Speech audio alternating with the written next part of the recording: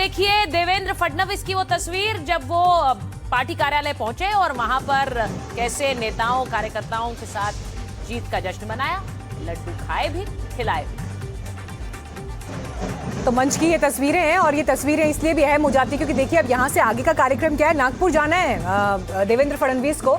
नागपुर वैसे भी भाजपा का गढ़, आरएसएस का गढ़, और इन सब के बीच जो नगर निकाय चुनाव की भी तस्वीर है, वहाँ पर महायुति को जबरदस्त परफॉर्मेंस मिला है और जनता ने जबरदस्त भरोसा जताया है और इसीलिए आज चेहरों पर वो खुशी है, वो चमक है। अब यहाँ से आगे की तस्वीर को लेकर देखिए उत्तरदायित्व बता रहे हैं कि अब उत्तरदायित्व महायुति का यह है कि महाराष्ट्र के अलग अलग निकायों का विकास किया जाए, लेकिन इन सब से अलग ये जीत जिन जिन फैक्टर्स के आधार पर पड़ेगी और आज के आईने में जब पढ़ी जाएगी तो बीजेपी के लिए एक बड़ा दिन है, एक बड़ी उपलब्धि है, इस बात से इनकार नहीं किया जा सकता। और समीर चौगावकर जी, मैं चाहूंगी इस पर आप जरूर रिएक्ट करें। देखिए हम बार बार ये बात कह रहे हैं कि बीजेपी के लिए बड़ी जीत है, बड़ी जीत है, लेकिन ठाकरे परिवार की तरफ से अभी तक तो कोई रिएक्शन आया नहीं। इंतजार है कि कब एक ऑफिशियल रिएक्शन वहां से भी आता है। लेकिन मुंबई में अगर देखें तो बीते 2017 के चुनाव में 84 नंबर था और अभी भी 75-76 के आसपास का नंबर था। तो ऐसा नहीं कि कंप्लीटली मुंबई से वाइप आउट हो गए हैं। बीजेपी का परफॉर्मेंस अपनी जगह है, लेकिन मुंबई में कम से कम ठाकरे मौजूद हैं अभी भी। निश्चित रूप से मुझे लगता है कि जिस तरीके से उद्धव ठाकरे की पार्टी टूटी, एकनाथ शिंदे अलग हो गए, सिंबॉल गया, सब चला गया, उसके बाद सत्ता चली गई आपके पास, और जिस तरीके से प्रदर्शन किया, मुझे लगता है कि बहुत अच्छा प्रदर्शन उद्धव ठाकरे ने किया। मुझे उम्मीद नहीं थी इतना बेहतर प्रदर्शन करेंगे। शायद उद्धव ठाकरे को लग रहा होगा कि वो राज ठाकरे को सीटें कम कर देते और कुछ ज़्यादा सीटों पर लड़ते तो हो सकता है कुछ बेहतर प्रदर्शन होता। उद्धव ठाकरे को यह भी लग रहा होगा कि शायद कांग्रेस भी हमारे साथ गठबंधन में आ जाती तो हो सकता है कि आज हम मेयर बनाने की स्थिति में पहुंच जाते हैं। तमाम तरह के मुझे लगता है समीकरण रहे होंगे, लेकिन फिलहाल जिस तरीके से भारतीय जनता पार्टी का प्रदर्शन रहा है इस पूरे मामले के अंदर, एकनाथ शिंदे से उम्मीद की जा रही थी कि 90 सीटें लड़ने के बाद लगभग 50 से 55 सीटें वो जीतेंगे, क्योंकि भारतीय जनता पार्टी का सपोर्ट रहेगा, संघ का सपोर्ट रहेगा, सरकार का जो काम है वो रहेगा, एकनाथ शिंदे का 2.5 साल का मुख्यमंत्री का काम था वो रहेगा। ये मंथन जरूर हो रहा होगा, क्योंकि जिस तरह के आंकड़े आए हैं शिवसेना यूबीटी के, उन्हें लग रहा होगा कि एमएनएस के साथ क्यों आए, कांग्रेस को साथ ले लेते। खैर कांग्रेस के साथ तो आने की बात बाद में भी की जा सकती थी, लेकिन ये सब गठजोड़ है। श्वेता शालिनी प्रवक्ता बीजेपी की हमारे साथ जुड़ गई हैं, कांग्रेस से चित्रा बाथम जी हमारे साथ जुड़ी हुई हैं, समीर जी स्टूडियो में है ही। श्वेता जी, बहुत मुस्कान चेहरे पर, देवेंद्र फडणवीस ने लड्डू भी खिला दिए, लड्डू खा भी लिए हैं, लेकिन आपके यहाँ में बीएमसी में आने के रास्ते में बहुत से आपने किले ध्वस्त भी किए हैं। नहीं, देखिए ऐसा है, ये कहना बिल्कुल जायज नहीं है कि हमने किले ध्वस्त किए। एक तो पहली बात, लोकतांत्रिक देश में किले ध्वस्त सिर्फ जनता ही करती है और जनता ही किला बनाती भी है। दूसरा ऐसा है कि अधिकतर पार्टियों की जिनकी आप बात कर रही हैं, उन्होंने स्वयं अपने किले ध्वस्त किए हैं। अभी मैं सुन रही थी कि आप कांग्रेस के बारे में बात कर रही थी। कांग्रेस ने आज तक लोकसभा में, विधानसभा में जिस पार्टी के विरुद्ध जाकर चुनाव लड़ा, उसी के साथ हाथ बांधकर, जोड़कर बांधकर किस तरीके से वो आज बीएमसी में उतरे हैं, तो इसका कहीं ना कहीं जनता को ये चीज दिखती है।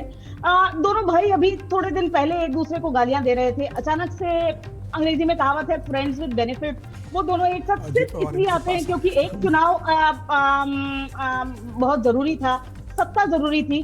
तो जनता कहीं ना कहीं ये समझती है, जानती है, और आज जो आपको ये चुनाव के परिणाम दिख रहे हैं वो केवल। श्वेता जी, आप जब ये कह रही हैं तो यहाँ समीर जी बैठे हुए हैं, वो कह रहे हैं अजीत पवार के बारे में भी तो बोलिए, फ्रेंड्स विद बेनिफिट्स। बिल्कुल बोलेंगे।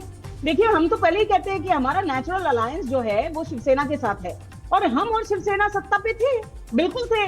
और यदि कोई, अरे तो बड़ी बात है भाई, अब तो खुलकर बोलना शुरू कर दिया है। अब ये बीएमसी के रिजल्ट्स का साइड इफेक्ट है क्या कि भाई ये तो अब ना विधानसभा के रहे, ना नगर निकाय के रहे। कोई हमारी आइडियोलॉजी को अपनाना चाहता है तो खुला, हमारा दरवाजा खुला है, और प्रेम पूर्वक जय श्री राम बोले और दरवाजे के अंदर। कल को कभी उद्धव साथ आना चाहेंगे तो उनके लिए भी दरवाजे खुले हैं क्या?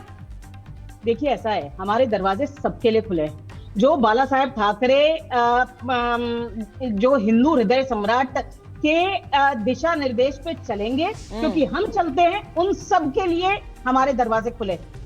और इन यहाँ चित्रा जी बैठी हुई हैं। चित्रा जी, आपके दरवाजे किसके लिए खुले हैं, या मैं उल्टा पूछूं, उन्होंने अभी दरवाजे खुले रखे हैं आपके लिए? नमस्ते, मैं यहाँ पे सुन रही थी बीजेपी की प्रवक्ता को, और मैं आपको ये बताना चाहूंगी कि बीजेपी की टैगलाइन है the party with a difference, but यहाँ पे जिस तरीके से उन्होंने समीकरण बनाए थे वो पार्टी ऑफ कन्वीनियंस की तरह उन्होंने बिहेव किया है। उन्होंने कहा कि अजीत पवार को अभी उनकी जरूरत नहीं है, तो साफ तौर से रिजल्ट्स आने के बाद उन्होंने उनको यूज एंड थ्रो कर दिया, दूध में से मक्खी की तरह निकाल के फेंक दिया। और यही हर्ष किसी न किसी दिन गद्दारों का भी होगा। आप देख सकते हैं कि मुंबई में जिस तरीके से इन्होंने चुनाव में जाने से पहले वोट चोरी, धन शक्ति बल, सत्ता बल, सभी चीज का इस्तेमाल आप उन्हें किया। गद्दार कह रही हैं, लेकिन आज जब बीजेपी ने प्रेस कॉन्फ्रेंस करी तो सुधांशु त्रिवेदी ने तो ये कहा कि पाकिस्तान की धुन पर नाचने वालों को जनता ने सबक सिखाया है। उनको तो शर्म नहीं आती है कि पाकिस्तान के सामने सरेंडर कर दिए, और 70 बार तो डोनाल्ड ट्रंप बोल चुका है कि सरेंडर उन्होंने किया है, लेकिन वो सिर्फ और सिर्फ ठीक है, चलिए लौटते हैं आपके पास। लेकिन देवेंद्र फडणवीस जब बीजेपी दफ्तर आए तो जीत के बाद उनके पहला शब्द, पहला वक्तव्य क्या था, आइए आपको सुनवाते हैं। आज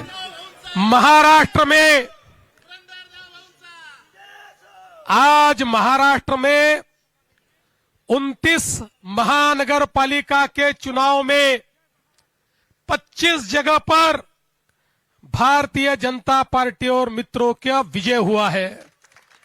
महाराष्ट्र की जनता ने भारतीय जनता पार्टी पर पूर्ण विश्वास दिखाया है। हमारे अध्यक्ष रविंद्र चौहान जी के नेतृत्व में महाराष्ट्र का ये महाविजय महाराष्ट्र की जनता को और हमारे कार्यकर्ताओं को हम समर्पित करते हैं। मुंबई में भी एक बड़े विजय की ओर हम जा रहे हैं। यहां पर अभी काउंटिंग चल रहा है, लेकिन जो ट्रेंड्स है उसके आधार पर मैं कह सकता हूं मुंबई में पूर्ण बहुमत हमको मिलेगा। मुंबई में महापौर हमारा महायुति का बनेगा, और मैं हमारे मुंबई के अध्यक्ष अमित साटम जी, इनको भी बहुत बहुत बधाई देता हूं।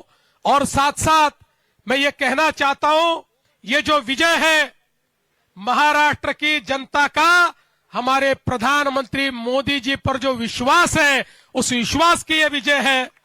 इस देश में और महाराष्ट्र में प्रधानमंत्री मोदी जी ने जो विकास और विश्वास की राजनीति शुरू की है, उसका यह विजय है। और हम लोग ये संकल्प करते हैं कि इस महाविजय के बाद हम सभी लोग महाराष्ट्र के एक एक नगर को यहां पर उसकी सेवा करने के लिए अपने आप को समर्पित करेंगे। एक एक नगर का विकास होगा, जन जन का विकास होगा, गरीबों का विकास होगा, सभी को सारी बुनियादी सुविधाएं मुहैया होगी। इस विश्वास के साथ हम लोग इस चुनाव में कूदे थे और जनता ने एक ऐसा आशीर्वाद दिया है। ये मामूली विजय नहीं, ये अतिभव्य इस प्रकार का विजय है। इसलिए ये विजय मैं सभी को समर्पित करते हुए आप सभी का बहुत बहुत मैं अभिनंदन करता हूं, सभी को बधाई देता हूं और अपने शब्दों को विराम देता हूं। धन्यवाद। जय हिंद, जय महाराष्ट्र। तो आपने सुना देवेंद्र फडणवीस को, और देवेंद्र फडणवीस जो कि आज पहुंचे थे, सबसे ज्यादा लोग उनका इंतजार कर रहे थे। हमने थोड़ी देर पहले एकनाथ शिंदे से भी पूछा था कि बात हुई, उन्होंने कहा कि हमने बधाई दी है और अब साथ में महायुति का मेयर बनेगा।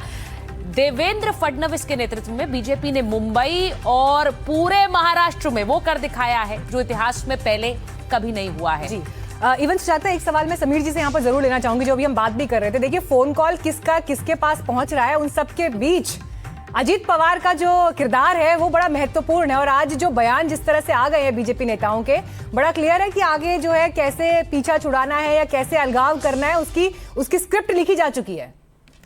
समीर जी। निश्चित रूप से। और अजीत पवार देखिए, भारतीय जनता पार्टी ने कहा था कि आप नवाब मलिक को साथ में लोगे, हमारा आपसे गठबंधन नहीं हो सकता। उसके बाद भी अजीत पवार ने नवाब मलिक को अपने साथ रखा। और अजीत पवार की जो राजनीति रही वो शरद पवार की ही राजनीति है, वो उसी राजनीति ढर्रे पे चलेंगे।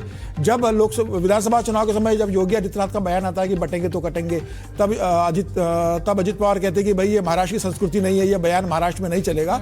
तो उन्होंने अपने हमेशा से अलग लाइन लेके चले। वो जानते हैं कि वो भारतीय जनता पार्टी के साथ जाएंगे तो भारतीय जनता पार्टी का वोटर उनको कभी वोट नहीं करेगा। उनका वोटर शरद पवार का कांग्रेस का वोटर रहा है। और मुझे लगता है अब पूना में, जहां 2017 में भी वो हारे, और पुणे में जो शरद पवार के साथ मिलकर अजीत पवार ने कोशिश की थी कि पूना के पालक मंत्री थे, पूना बचाने के लिए गए, वहां भारतीय जनता पार्टी ने बता दिया कि पूना भी अब भारतीय जनता पार्टी का गढ़ है। अजीत पवार के लिए पूरे महाराष्ट्र में कोई स्पेस नहीं है, शरद पवार के लिए कोई स्पेस नहीं है। तो वो फिर मैं बाद में कहूंगा। और पुणे में जिस तरह का रिजेक्शन आया है, ये सबक है अपने आप में निश्चित रूप से। और देखिए, सारे परिवारवाद वाली पार्टी को सबक सिखा दिया है जनता ने, चाहे वो उद्धव ठाकरे हो। आप उद्धव ठाकरे ने जिस तरीके से परिवार राजनीति की उसको सबक सिखाया, शरद पवार, अजित पवार को इसको बाद में सबक सिखाया, कांग्रेस को सिखाया कि आपका आंकड़े देखिए संगठन ना, नहीं है, 3 नेता और नहीं है। 6 बिल्कुल।